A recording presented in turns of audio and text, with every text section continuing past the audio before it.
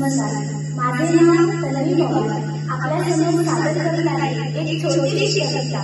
कवितेचे नाव आहे नाट्याचा शेवट.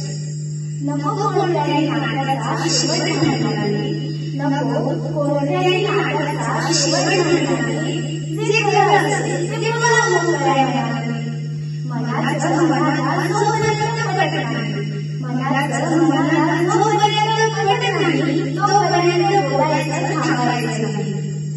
अशा संवादी शेवटाने फसवे मनाला कसे चालल्यावर, अशा संवादी शेवटाने फसवे मनाला कसे चालल्यावर नाही छळणार, नाही छळणार तो विचार मला आयुष्य. मग इथून पुढे जाणाऱ्या मनाची हरकत नसेल, आयुष्याची नवी वाट म्हणून निघते.